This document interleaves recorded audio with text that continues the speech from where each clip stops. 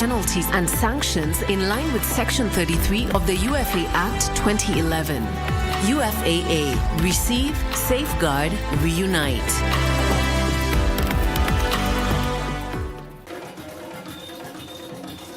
The Institution of Engineers of Kenya, IEK, invites you to the 31st IEK International Convention from 29th October to November 1st, 2024 at the Pride in Paradise Beach Resort, Mombasa. Join over 4,000 delegates under the theme Industrialization for Economic Transformation and Employment Creation to learn, network, and build partnerships to drive Kenya's industrial future.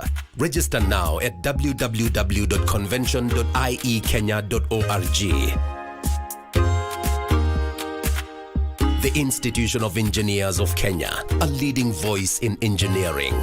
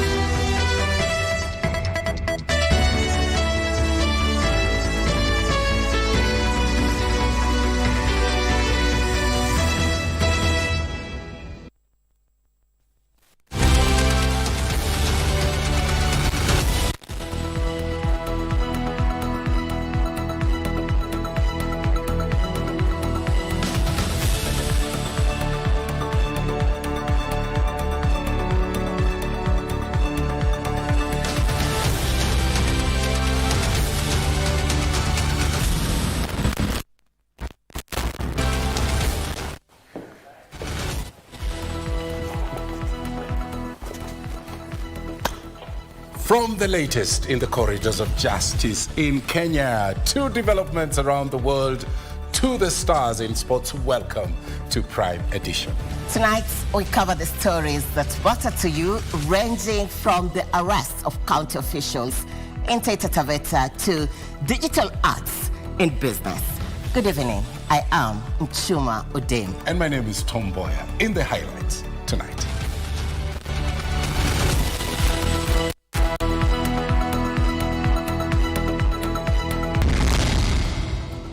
Impeached Deputy President Rigathi Gachagwa's cases delay as legal arguments of a three-judge bench take precedence.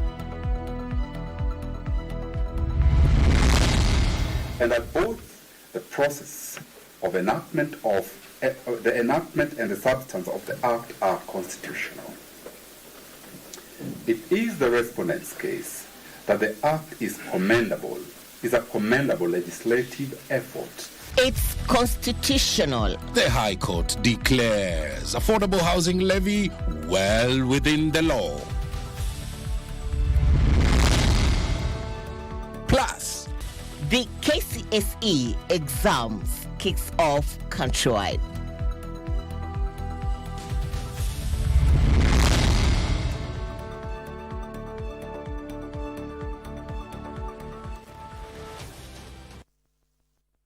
Our sign language expert tonight is Susan Thuku. Let's know where you're watching us from. Let's engage on our socials at KBC Channel 1. Straight to our lead story now, the constitutionality of the establishment of a three-judge bench by the Deputy Chief Justice Philomena Mwilu Saturday to hear a case in which impeached Deputy President Rigathi Gachagua is challenging his ouster will be known on Wednesday in the afternoon. This is after the impeached DP queried the legality of the Deputy Chief Justice empaneling a three-judge bench outside the judicial working hours, alleging a plot to deny him the right to a fair trial. Now, this comes as President William Ruto, in a petition filed by his lawyers, is challenging the jurisdiction of the High Court to hear the impeachment case by Gachagua, arguing legal matters touching on the presidency is a function reserved for the Supreme Court by the Constitution. Giverson Minor is on that bit. We'll be getting the details in this bulletin. Let's interact on all our socials at KBC Channel 1. Now we shift on to a story now on education. The 2024 Kenya Certificate of Secondary Education began Tuesday with 965,000 candidates registered for this year's national examination. This year's examination is taking place in 10,755 centers. Now today, candidates at the French, German, Arabic, Sign Language, Music and Home Science oral examinations. A visit by KBC Channel 1 in several schools in the country revealed high-level preparedness, with head teachers noting all loopholes have been sealed to ensure the integrity of the examination is safeguarded. Joseph Wahungu brings us more details on the national exam. This candidate is about to sit his French oral exam at Jamhuri High School in Nairobi. He is among 13 students who began their 2024 KCSE examination today. According to Jamhuri High School Principal Duncan Juma, 4 more candidates in this school sat their Arabic oral exam on Tuesday. And Arabic is done. We had 4 candidates for Arabic, they are already done. And we have 13 students for French, and they will be through by round 1. And we want to believe they will do well. Kenya Examination Council (NEC) also confirmed that German, Sign Language, Music and Home Science will dominate the first week of this year's KCSE examinations. Jamhuri High School has over 200 KCSE candidates, and according to Juma, the candidates sitting KCSE this year in the school have been adequately prepared to register exemplary results devoid of malpractices. This year we have a candidature of 267, up from 230 last year. And our projection this year is a mean of 8.0 plus. Miles away in Kisii County, professionals from various fields in the region are questioning the smooth administration of the examination. They claim that the poor state of Nyamache Bridge in Babasi constituency could significantly derail transportation of exam materials. We understand that the government, through the Kenya Rural Roads Authority, has set aside more than 20 million for the bridge construction.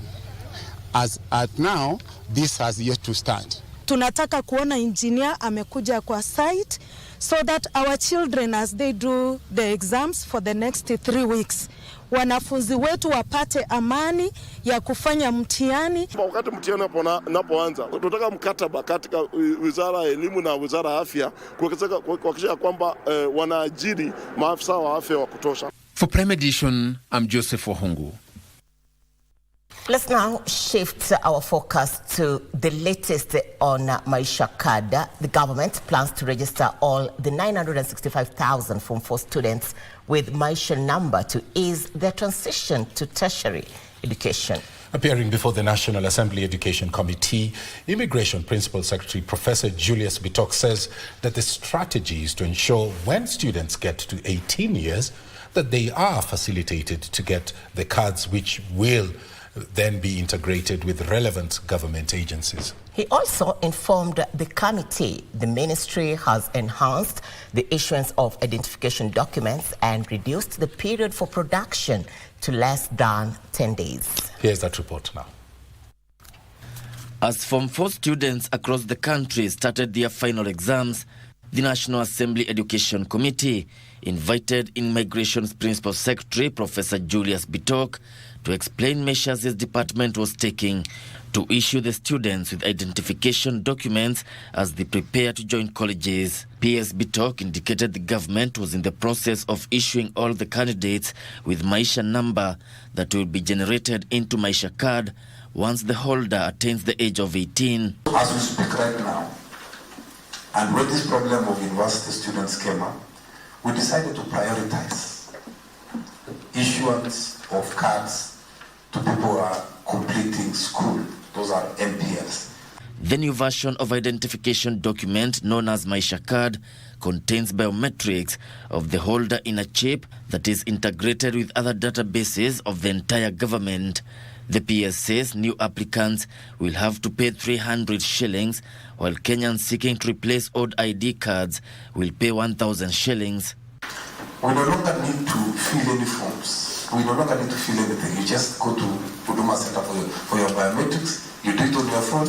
You go to Huduma Center, and then you get your card within 10 days. Even for the frontier counties who initially felt that they were discriminated. Right now, without vetting them, they also get their IDs without any discrimination. The government projects at least 20 million Kenyans will have upgraded their ID cards to Maisha cards in 5 years. You have heard of people whose land is transferred. Somebody picks somebody's ID, they change the picture and do that kind of thing. You have heard of people who withdraw other people's money from their account. You have heard people who do what you call sweep-ups. But with the new generation, third generation ID, you can't do that because the biometrics and the information about the person is in the chip. When you present it to a bank, they can look at the chip and they know the ID is not yours. The professor says the department has enhanced the production of IDs by reducing the waiting period to less than 10 days. Gishoki Washira, Prime Edition. Next, we turn on to graft matters, and 4 senior Taita Taveta county officials accused of embezzling 7 million shillings from the county coffers have been arrested by the anti-graft officers. The 4 are accused of having siphoned the county funds between the 24th and 27th November 2022 under the disguise of organizing an event to commemorate World War I.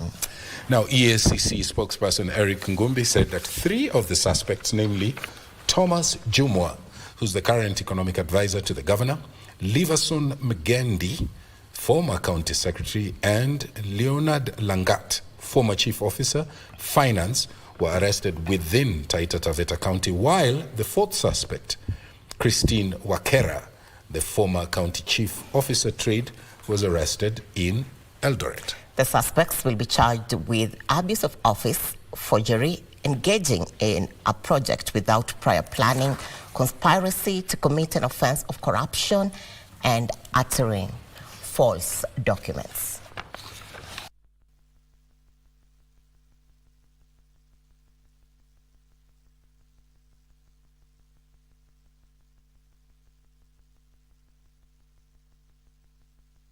On to other developments tonight. The Ministry of Health is set to review laws on chemicals that harm the environment, including lead, amid grim statistics that show 600,000 children in the country suffer intellectual disability owing to lead poisoning. Well, this was revealed as Kenya joined the world in marking the 12th International Lead Poisoning Prevention Week of Action. Global statistics by USAID show 1 in every 2 children are exposed to lead poisoning, and 1 million deaths are recorded annually. Kasichana Masha has the details of the lead poisoning threat that is both a health as well as an environmental concern. Statistics by USAID paint a grim picture of the problem of lead poisoning, with nearly 800 million children in developing countries, including Kenya, affected. Speaking in Nairobi during the commemoration of the 12th International Lead Poison Prevention Week, marked under the theme Bright Future Begins Lead-Free Kenya, Principal Secretary for Public Health Mary Muthoni revealed that lead poison contributes to over 600,000 cases of intellectual disability in children annually, and the ministry was working with stakeholders to improve the laws. Lead, which is a toxic metal that harms brain development, lowers IQ, and causes behavioral problems and learning disabilities. In severe cases, it can result in lifelong damage to organs and the nervous system. An issue of poverty. Estimates tell us that 80 to 90% of the children that are exposed dangerously to lead live in low and middle income countries. Further, the PS revealed several interventions by government to reduce exposure to lead poisoning, such as the ban of asbestos roofs and better disposal of lead materials, as well as sensitizing Kenyans to protect themselves from lead products such as toys, cosmetics, and paint. We need to go back to contact tracing of where we are getting these products so that we know what has been used to make these products and whether we really need them in our country. And if we do not need them, then we must stop them at the port.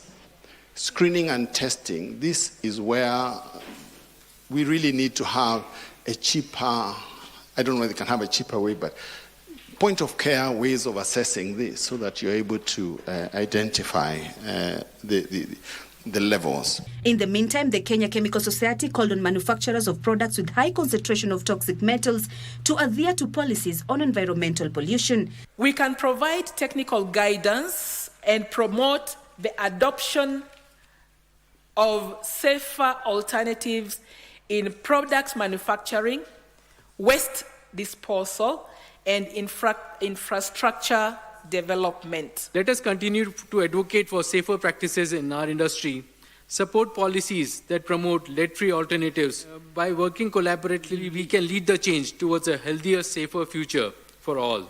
Lead is a toxic metal which, if not handled well, can cause extensive environmental pollution and significant public health challenges such as miscarriage in pregnant women and birth of children with a lower IQ. Kasi Chanamasha, Prime Edition.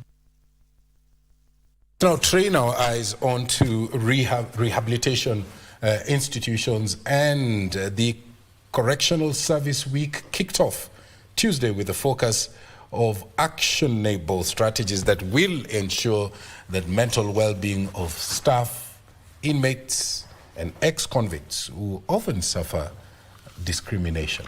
Cabinet Secretary for Investments, Trade and Industry, Salim Mboya, presiding over the start of the event, called for a paradigm shift and integrated approach to strengthen the State Department's mental health systems. Our reporter Yusuf Farah puts that story in perspective for us.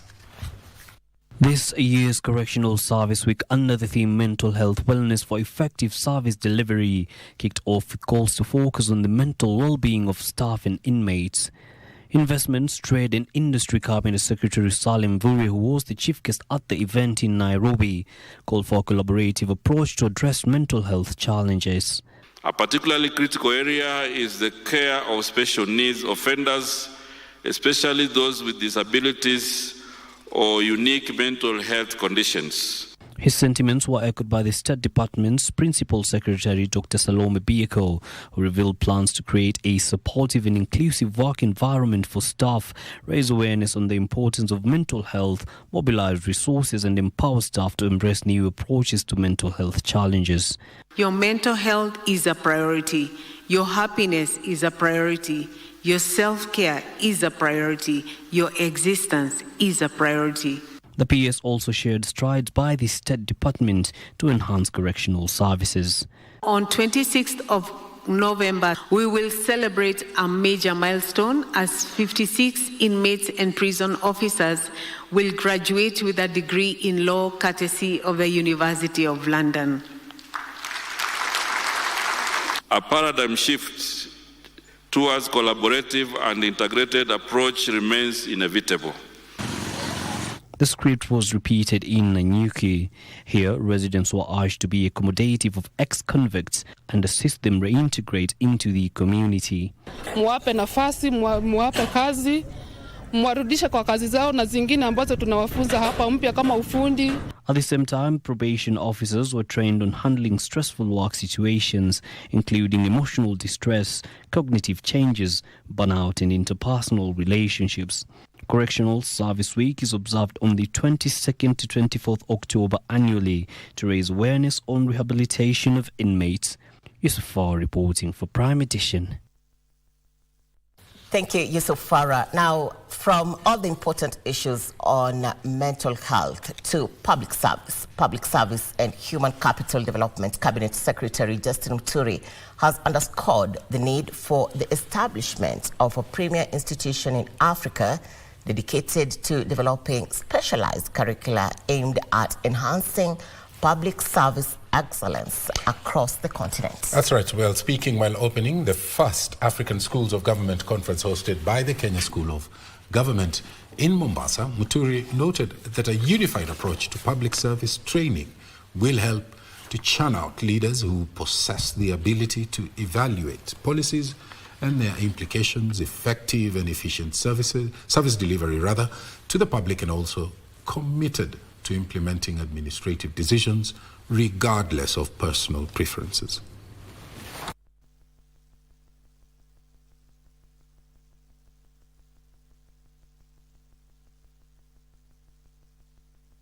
Now we need one premier institution that develops curricula to realize Africa public service excellence. In my view, this conference offers us a singular opportunity to once achieve the achievement of that goal. We must change Africa for the better.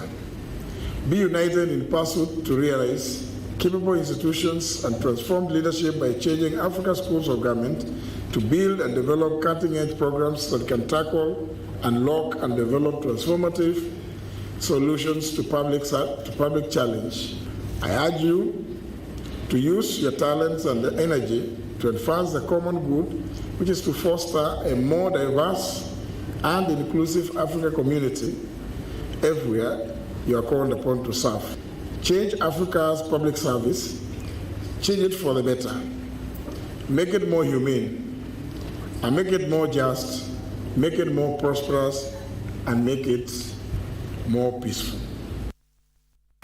Let's now move into the corridors of justice, and the High Court has dismissed a petition that's challenging the constitutionality of the 1.5% affordable housing levy on claims that it amounted to double taxation and also discrimination. In a decision made by a three-judge bench panel, Justices Olga Sewe, John Chigiti, and Josephine Mongare, the court dismissed a petition by Busia Senator Okia Omtata, activist Eliud Matindi, and the Katiba Institute, saying the levy was valid and aligns with the constitutional provisions. Ben Chumba was there and filed this following report. Government has received the nod from a three-judge bench to continue with the housing levy deductions. The petitions as consolidated fail, and we have dismissed them. Justices Olga Sewe, John Chigiti, and Josephine Mongare, in delivering the ruling, said there was sufficient public participation and due process was followed in establishment of the fund. The Senate considered the public input, including incorporations of amendments that were subsequently adopted by the National Assembly. It shows that Senate gave proper weight to the contribution made by the public. This reflects the professionality, ensuring that enough time and opportunities were provided for stakeholders to be heard and for their feedback to influence the process.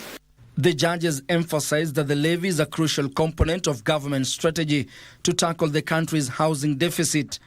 They dismissed the petitioner's claims that the levy was discriminatory as unfounded. It is our finding, therefore, that the purpose and effect of the Act is to promote and fulfill the constitutional duty of the state to provide housing in line with the decision of the Supreme Court. Section 3 and 4 are constitutional and do not in any way infringe Article 43(1)(b) of the Constitution. The petitioners also contended that the Affordable Housing Act overstepped into areas reserved for county governments, particularly regarding housing and urban development, but the court ruled that the Act does not undermine devolution. We also looked at each of the aspects of unconstitutionality as alleged, and we ruled that none of those provisions is in conflict with the Constitution.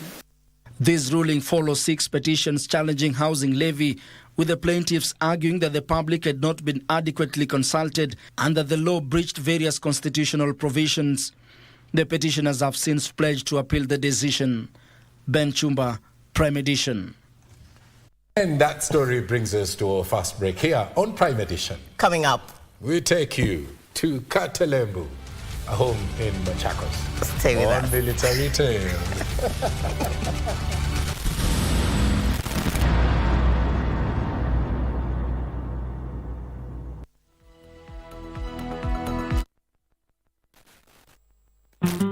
Mapato ya jasho lako, faida ya nguvu zako, na juhudi za kila siku kuboresha maisha yako. KBC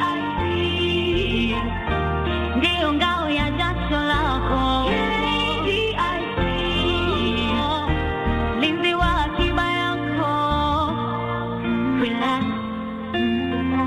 Akiba yako iko salama, tulia na KDIC. KDIC, safer, stronger together. Hapa ni Butterfly Care Center.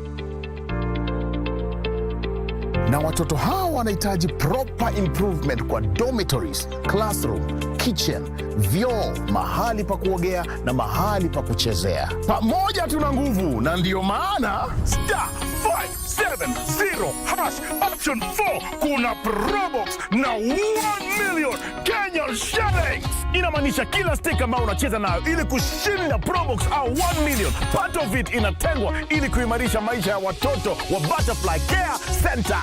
Iko na ni mpya na inakufaa na ni *570# option ya 4. Pamoja tuchezi tu, tunasaidia na tunashinda.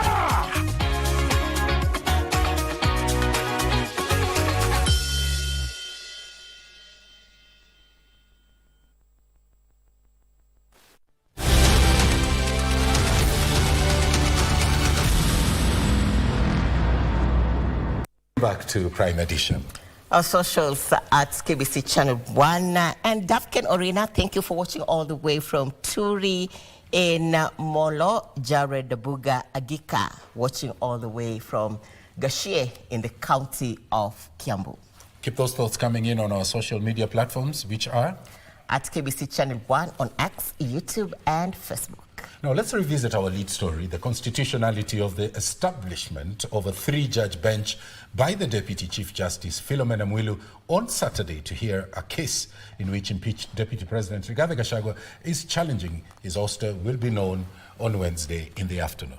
This is after the impeached DP queried the legality of the Deputy Chief Justice empaneling a 3-judge bench outside the judicial working hours, alleging a plot to deny him the right to a fair trial. That's right. This comes as President William Ruto, in a petition filed by his lawyers, is challenging the jurisdiction of the High Court to hear that impeachment case by Gachagua, arguing that legal matters touching on the presidency is a function that is reserved for the Supreme Court by the Constitution. Giverson Maina has that report.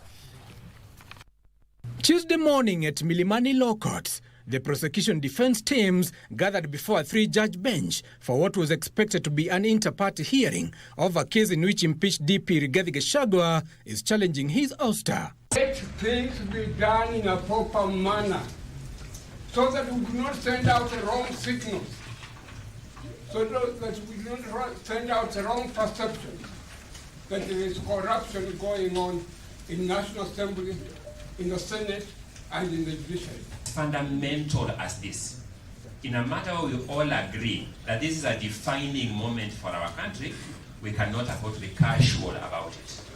We cannot afford to be expedient about it. It's in a matter that is where a question of principle arises, and of all the 3 organs of government, only one organ stands out for standing on principle: the judicial arm of government.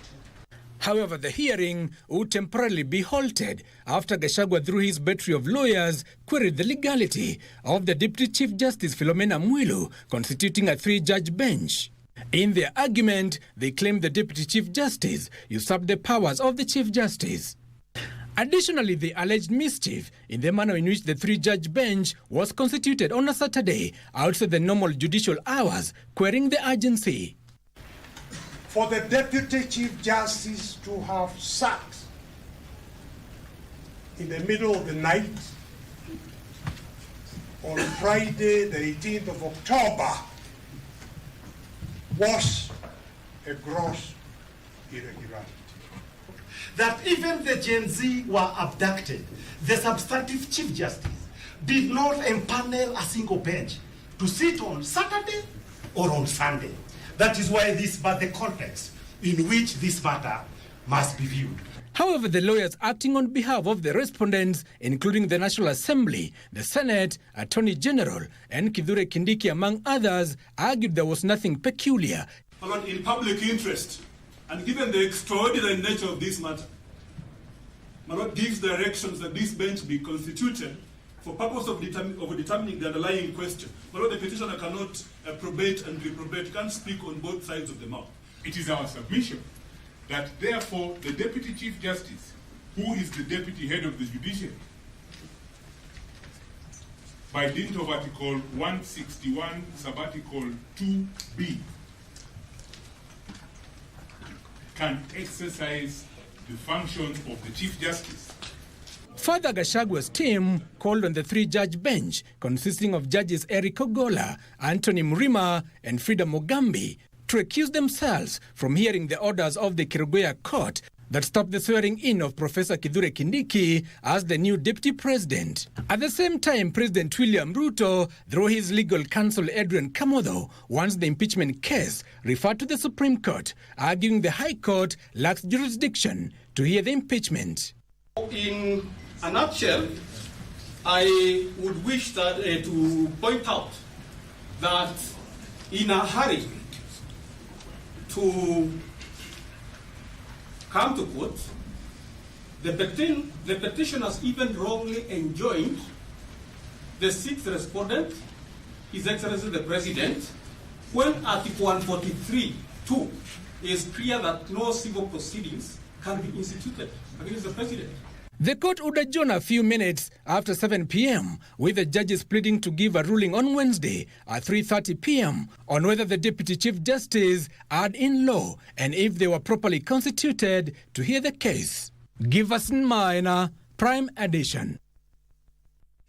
Warrant Officer 1 retired Peter Joguna Kariuki served in the Kenya Army for 40 years. He was among the first soldiers in the 12th Engineering Battalion Water Squadron.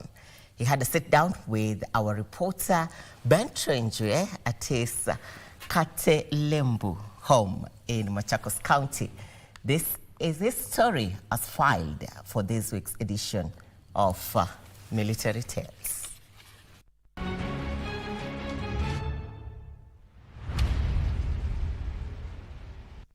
For this edition of Military Tales, we are in the eastern part of Kenya, specifically Machakos County. Salama sana. Salama sana na karibu sana kwetu huku Kambani. Hapa panaitwa Katelembu. We are visiting a former Kenya Army officer who served for 4 decades. Kwa majina naitwa Retired Warrant Officer 1 Peter Njuguna Kariuki. Nimehudumu katika jeshi yetu kwa muda wa miaka 40 na siku 230. Nilizaliwa Elbagon. Wazazi wangu wakahama Elbagon wakaja Machakos, na mimi nikaja nikajiunga na shule ya Machakos Primary School ambao nilisomea mpaka nikafanya CP yangu 1975. So baada ya kufanya CP nikaenda Machakos Technical 1976 to 1977. 1978-1979 nikaenda Thika Technical School ambao ndio nilimalizia form 4 yangu. Baada ya kumaliza ndio niliajiriwa jeshi. Nilitrainiwa Langata Barracks. Baada ya kuajiriwa nilitrainiwa Langata Barracks. Sisi ni watu wa tradesmen, watu ambao wenye taaluma mbalimbali. So nilitrainiwa Langata Barracks. Baada ya training ndio nikatumwa Toll of Engineers. Kwa Technical School nilikuwa nimesomea automotive engineering. So niliandikwa kama automotive mechanic. After training, Kariuki was among the first military officers to serve in the 12th Engineers Battalion and the Water Drilling Squadron. 1981, mwezi wa November, tukahama kutoka Isiolo, tukaja Thika. Thika ndio 12 Engineers wako na ndio nimehudumu kwa muda mrefu. Nikahudumu Thika 12 Engineers from 1981 to 1990. 1990 engineers wakaform kikosi cha kuchimba visima. So mimi ni mmoja wa wale walianzisha kikosi hicho cha kuchimba visima kinaitwa Water Drilling Squadron. Water Drilling Squadron nimeserve zaidi ya miaka 30. Literally miaka 28. 28 nikaserve huko kuanzia rank zote nipanda nikiwa Thika, Corporal, Sergeant, Senior Sergeant, Warrant Officer Class 2 mpaka Warrant Officer Class 1. Tumechimba maji sehemu nyingi. Tumechimba Isiolo, tumechimba Garissa, tumechimba Wajir, tumechimba Mandera, tumechimba Kajiado, ni sehemu nyingi, especially zile kame nchini. Tunachimbia communities na tunachimbia institutions kama shule. Tunachimbia visima especially kwa communities hizi ambao ni nomads ambao wako na shida ya maji, na pia tumeweza kuchimbia mashule kadhaa. Under the squadron, they were able to drill boreholes in various parts of the country. As a water specialist, he was in 2 United Nations peace missions in Africa where his skills came in handy. Mission yangu ya kwanza ilikuwa ni Eritrea 2003 to 2004. Mimi kwa peacekeeping, lakini nafanya water purification kwa battalion ya Kenbat. Baadaye 2013-2014 pia nikapata nafasi ya kwenda Sudan pia kwa peacekeeping, lakini pia mimi nikawa ndio in charge ya water purifications. Water purification ni kwa urahisi ni kusafisha maji yaweze kutumika. Maji ya mto yanapitishwa kwa process ya reverse osmosis yaweze kutumika. He highlights his most challenging time as a soldier in Sudan after their camp was surrounded by militias. Sudan kidogo kuna changamoto ya amani. Wakati tumefika tu kambi yetu ikawa imezingirwa nao militia wa Sudan. Usiku marisasi yanapigwa kiholela. Na unajua ukiwa ndani UN you are not supposed kupiga risasi kiholela. So mnaweza imagine vile sasa tumezungukwa kambi ambayo tulikuwa mahali inaitwa Wow. Na marisasi yanalia usiku wote. Kwa hivyo unaona hapa hatutoki, ni Mungu tu anatoa. So hiyo ni mission moja na kaaga nikikumbuka. Huku kwetu nchini ni mahali nakumbuka ni changamoto ambayo tulipata ni sehemu za Garissa, mahali inaitwa Mlima 3. Ambao tulikuwa na chimba kisima, tumemanage kuchimba kisima, ghafla kisima kikaporomoka na drill string yetu ikakwama.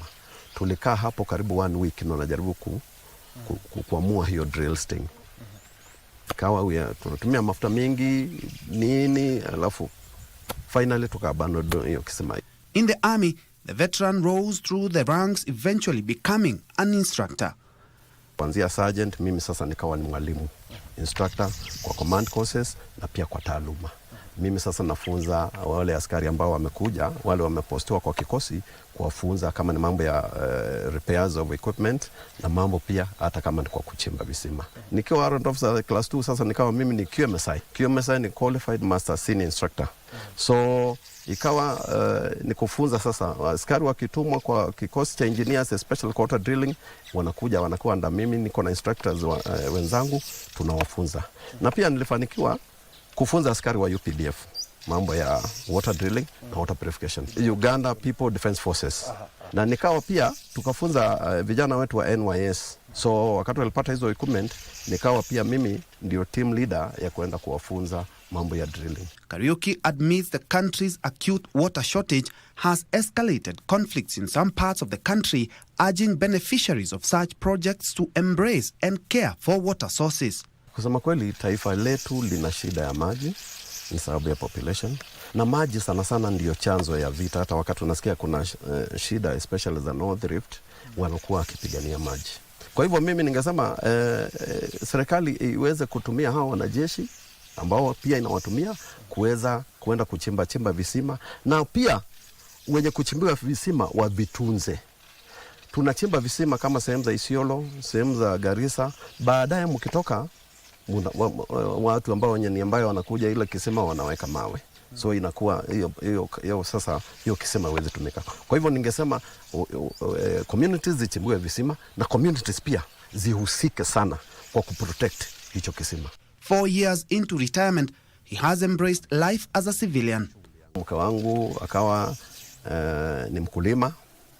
Tunalima hapa, tunalima vitunguu, tunalima nyanya na tunalima mboga. Kwa hivyo sasa wakati nimemkuta ni kuingiana naye na kuanza kuadapt. Ni rahisi sana kwa mwanajeshi kuadapt to situations. Na pia mimi ndio Machakos Defoka County Secretary. So tunakutanaga wale ambao ni wastaafu, tunakutana kwa klabu yetu hapa Machakos na tunasemeshana na tunaambiana tu sasa mambo ya uniform imeisha, tuingiane na tuweze kufanya mambo ambao yana faida pia kwa nchi yetu. Kariuki reminds soldiers that their work demands sacrifices and dedication. Jeshi kwanza sasa imepanuka na ni vyema, na jeshi yetu inaangalia sana maslahi ya askari. na you can be all what you want to be in the army. So kwa vijana wale ambao sasa ndio wako kwa jeshi, kitu ya kwanza tupende kazi yetu na kwa kujitolea na kuifanya kwa bidii. Na pia wakati tunafanya kazi tukumbuke kuna kuretire. Na especially wale wanajeshi ambao ni young, mimi ningeomba kwamba wakati unajipanga kuoa mke wako akuelewe kwamba hamtakaa naye throughout. Kazi za jeshi zitatokea na lazima zifanyike. Alafu kitu ya kwanza ni mambo ya time management. If you can manage time, you can manage your life. He admits his family was his pillar and source of strength during service. Nina mke moja na familia ya watoto 5. He has a peace message to Kenyans. Tuko na nchi nzuri sana. Na kabisa tusicheze na amani. Mimi nimehudumu pia na wanajeshi wenzangu, tumehudumu sehemu mbalimbali katika Afrika mahali kuna shida, na tunajua shida especially wakati nchi haina amani. So Wakenya ningewaomba tupende nchi yetu, tuwe wazalendo na kabisa tutunze amani. Away from the hassles of life, he likes taking care of his farm. Tunalima vitunguu na drip irrigation, tunalima pia mboga, spinach na sukuma, na pia tunalima tomatoes. Na pia niko na wanyama nimefuga hapa, niko na ng'ombe ya maziwa, niko na tumbuzi hapa, na pia niko na biashara hapa Machakos town. Hiki kipindi kinafanya vyema, kinatutia motisha na kina encourage askari sana, especially wale tu ambao wameretire. Tumekaa sehemu za Ukambani tukiuliza mtakuja lini. So asanteni kwa kufika Ukambani na nashukuru na muendelee hivyo. Many soldiers are good environmental conservationists, something the veteran picked up from the army. He takes us on a tour of his garden and farm, which he says keeps him busy. So anytime you want to plant a tree, plan of planting 3. Beauty, fruit, na shade. So these ones are now ready for market. In harvest. Is in harvest. Nimepeleka zingine kwa town. As a water drilling expert, his skills have helped him set up a water point which helps him and the local community. Solar panels. This is now the solar.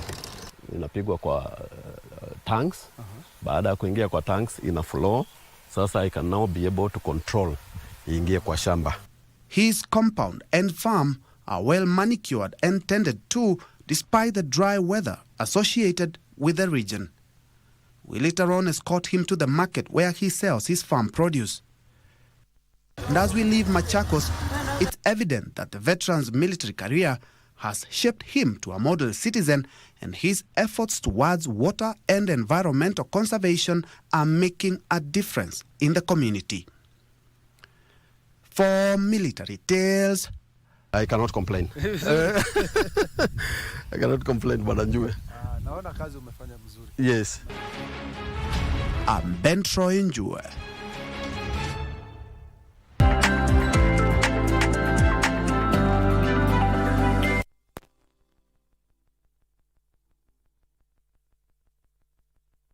From Military Tales, it is time to make sense of the numbers on business news. My name is Betty Kiptum.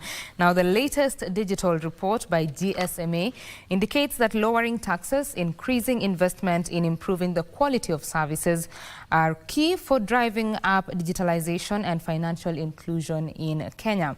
Information, Communications and the Digital Economy Cabinet Secretary, that is Margaret Ndungu, says an increase in digital adoption could add productivity to agriculture and industry by at least 3%. The latest digital report by GSMA indicates that mobile internet connectivity has improved over the last decade, with most of the country now covered by 3G and 4G network. The report says coverage of 5G network is about 6% of the population and is expected to reach 99% by the year 2030. Despite this impressive growth, there is an ongoing usage gap. So those living within the footprint of mobile internet connectivity but not using it. And often those most impacted are those in rural communities or other disadvantaged groups. The report says 52% of the unconnected people cite affordability as a barrier to mobile internet adoption, with 16% of the respondents citing lack of digital skills, and 11% of them are concerned about safety and security concerns. Access to technology and usage of the same is not a luxury, is one of the basic things, because we are digitizing and we expect them to access services through these technologies. From smallholder farmers using mobile apps to track weather patterns and access global value chains, to small businesses reaching consumers beyond their area through e-commerce platforms. Smartphones are what enable people to participate in the economy in ways that were previously unimaginable. The report recommends tax restructuring of mobile services and mobile money, device affordability, and stimulating additional demand for digital devices to drive uptake. Take note of the issue of taxation and the impact it has had. And again, these are areas we can discuss and see how best to position our country to continue being the leader in this area. You look at all these policy reforms that are proposed in the report. By 2028, if we do adopt those reforms, we should add 10 million internet users in the next 4 years. She says technology adoption is key in increasing productivity in agriculture and other key sectors. Wari Mujenga for Prime Edition. Now, technology is opening new perspectives for artistic experimentation. Digital art has radically changed the way of viewing, enjoying and sharing art, as it can be easily transported and seen via different kinds of devices. I got to experience digital art at the just concluded GTEx Tech exhibition in Dubai, as highlighted in this report. The digital artwork market size was valued at $4 billion in 2023 and is expected to reach $12.1 billion by 2030. At the Tech exhibition, GTEx Global, I caught up with caricature artist Shamsuddin Kutipalakal as he draws a portrait of a gentleman who has taken a liking to instant art. Instead of physical brushes, all the brushes and colors are digital. Digital art has been gaining traction over the years, and artists are making a living out of it. Most of the corporate events, everything they're asking digital caricature requirement. So it really helps that I start with a digital way. We can place the logo, we can create the template as per the client requirement, souvenir design template, maybe background they should have the logo. Some scenario we should create before the event start. We will create the pre-printed template. We will only draw the guest face during the event. As I get my portrait done, I was a little skeptical on whether he would get my features right. Well, he has 15 years of experience doing this. He started in 2007 and transitioned to digital art in 2015. I started as a just traditional artist, like paper with pen. That's the way I started. By 2015, I started the digital way in art, which is very helpful because most of the corporate events, everything they're asking digital caricature requirement. Slowly but surely, my face comes through the painting. Shamsuddin says younger artists need to embrace the digital way of doing art. It will be always challenging, interesting to learning new things. So all artists, it should try and grow with the technology as well, with their talent. So it will be amazing for everyone. A lot of people say that technology has come to take away jobs. But for artists, it is time that they take up digital art to open up the new markets to ensure that their art continues to get alive in the age of technology. Reporting from GTEx in Dubai, my name is Betty Kiptum. Well, that was fun to do, and of course I have a copy of that in my house. We now take a quick break. When we come back, Business News continues. Stay with us.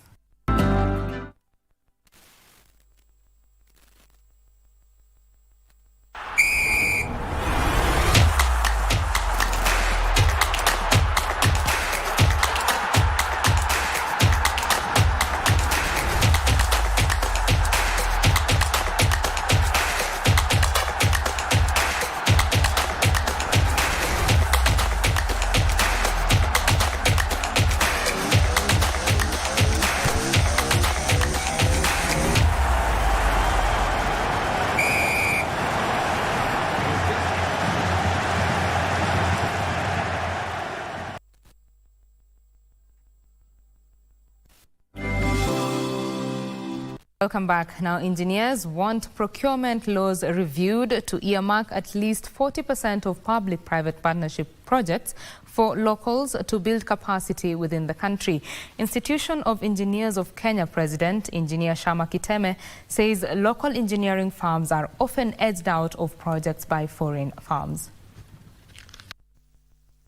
Public-private partnerships have been embraced in Kenya to bridge funding challenges, especially for key infrastructure projects.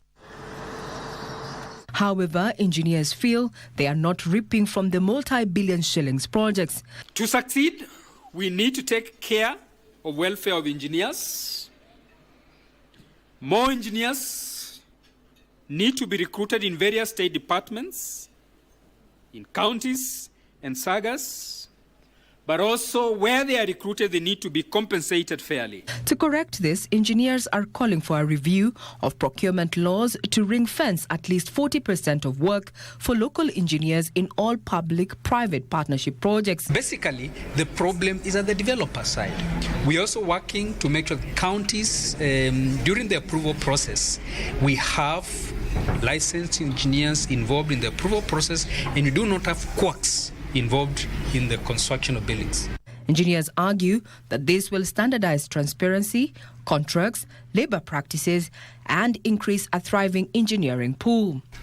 From school to a professional engineer, there has been challenges, and all of you here are witnesses. And I've been engaging with the bodies, IEK, EBK, to see and mentor and ensure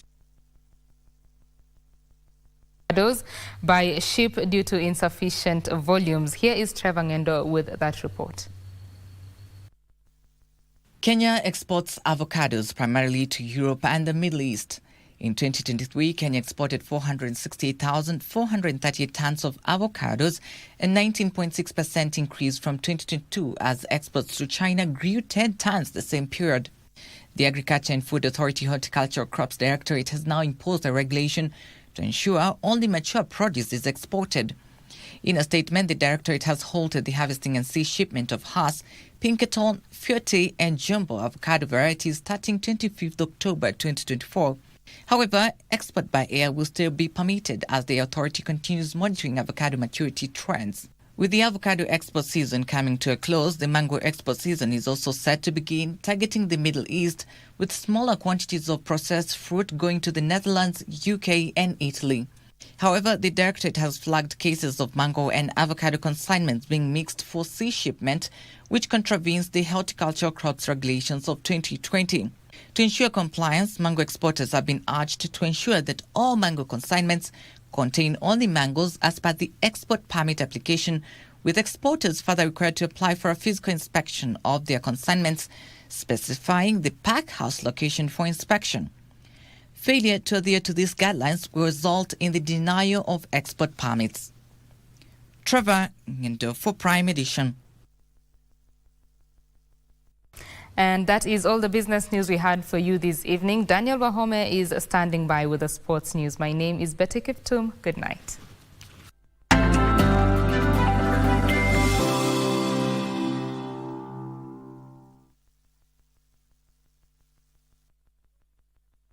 One, two.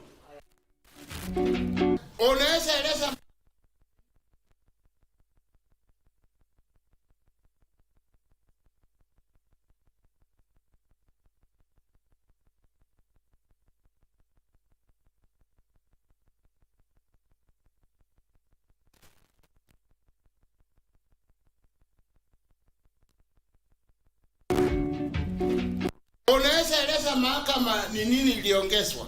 Sasa ni nyinyi mtasema. Wewe ndio utatuambia kwa sababu si wewe ndio ulikunywa. Nasema sijui. Si wewe ndio ulikunywa? Juu siku zote ni nywe. Wewe unaendaka huko kunywa pombe. Wow. Asubuhi 6 in the morning niko huko. Can't mess you know. Who put it inside there? I cannot know. Sasa yeye atajuaje? Were you there? Were you there? No. No. Did you touch us with methanol? No. No. So what's wrong with you? Unaweka mpaka panga yenye kutu ndani ya pombe. Hiyo nasikia sana kutoka kwake. Hiyo si ni mauaji, mnaua kwa. Uliniona nikipatia mtu pombe akunywe? Siwe hiyo ni kazi yako, wewe anafanya hapo, wewe anapika. Enga nisikilize vizuri. Lakini mimi nilishangaa kusikia watu wanatoka hapo wakipelekwa Kenyatta na wakipimwa inapatikana mumeweka sumu ndani ya hiyo pombe. Hamuna utu, mnafaa kunyongwa. Mzee, kielele ndio utawacha.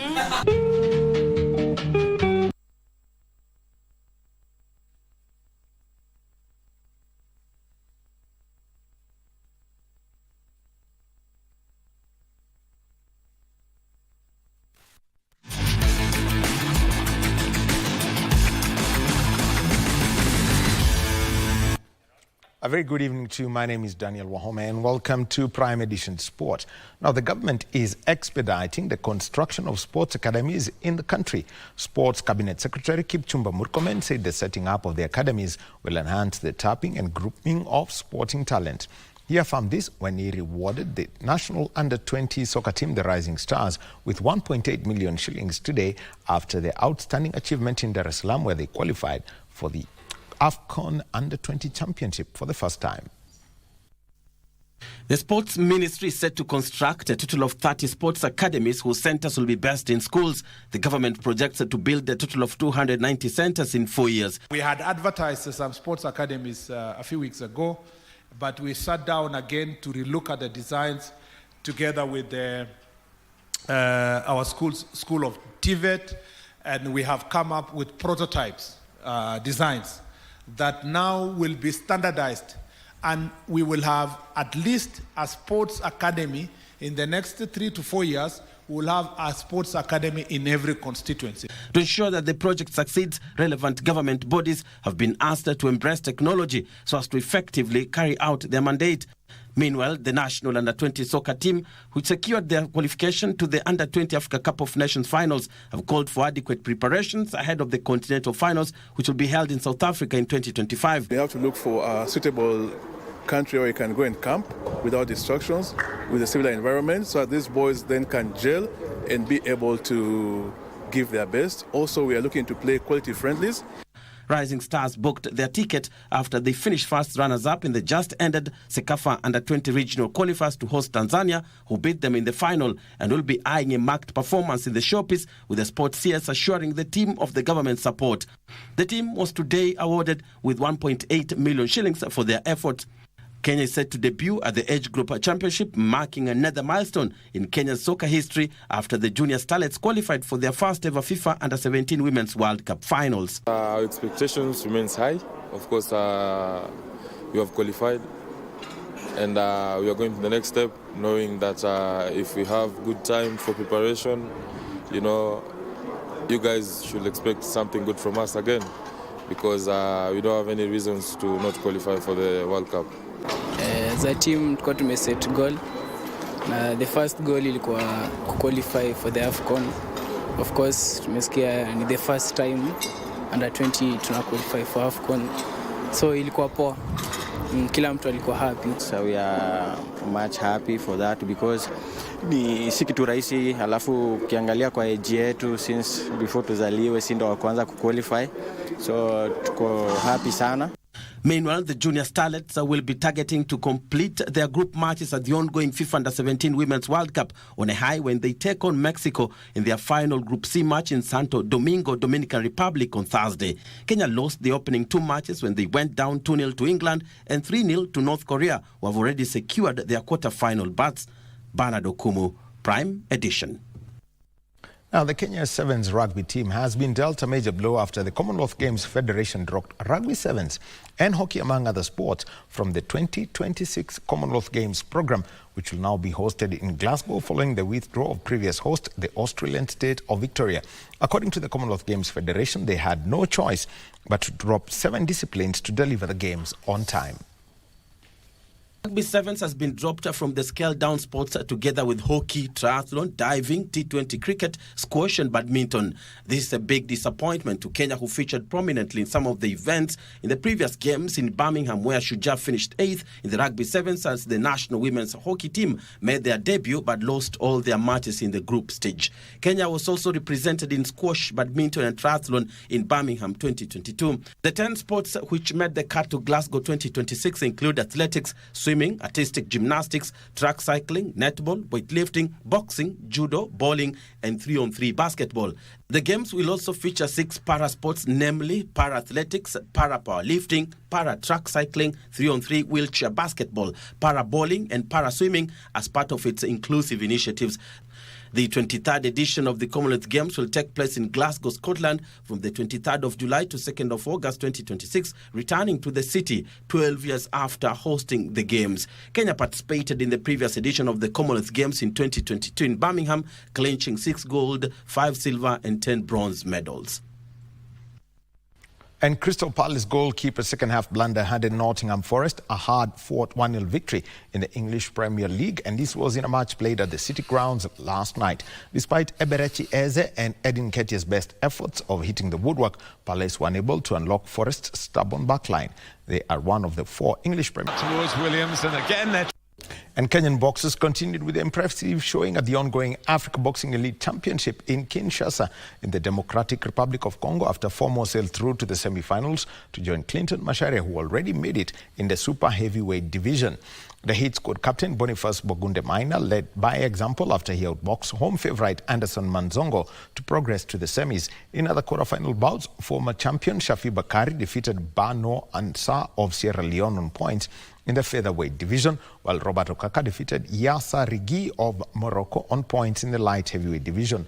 Alois Vincent Ocheng outpointed Fuseini Traore of Mali in the light welterweight division, as Kenya's Peter Buti lost on split points to Symphorine Njinu of Gabon in the heavyweight division. Kenya is being represented by a total of 13 boxers in the 23rd edition of the Africa Boxing Championship that has attracted 25 countries, where they hope to reach the finals and bring home the coveted gold medals.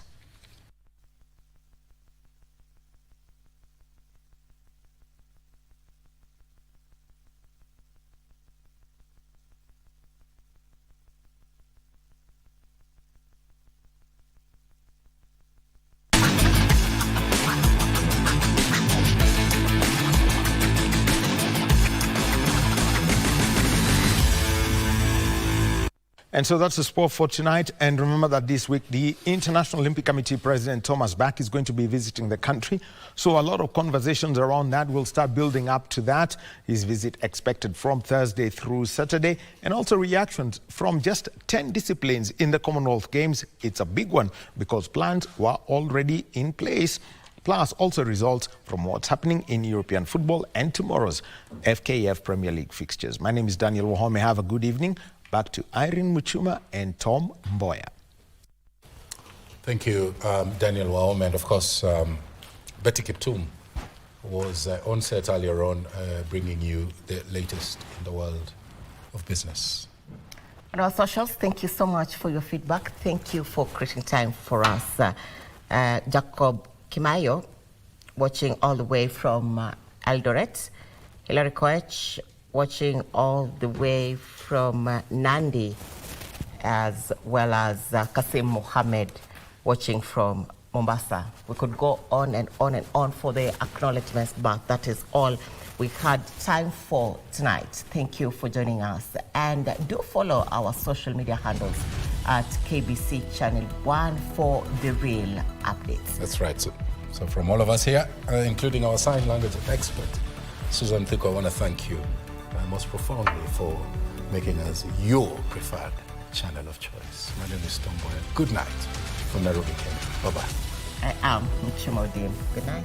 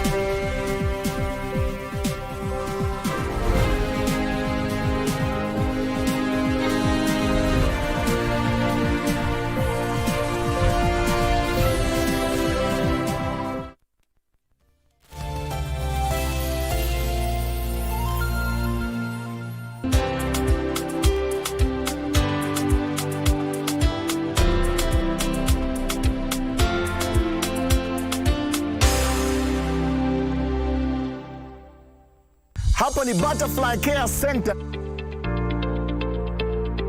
Na watoto hao wanahitaji proper improvement kwa dormitories, classroom, kitchen, vyoo, mahali pa kuogea na mahali pa kuchezea. Pamoja tuna nguvu, na ndiyo maana *570# option 4 kuna Probox na 1 million Kenyan shillings. Inamaanisha kila stick ambao unacheza nayo ili kushinda Probox au 1 million, part of it inatengwa ili kuimarisha maisha ya watoto wa Butterfly Care Center.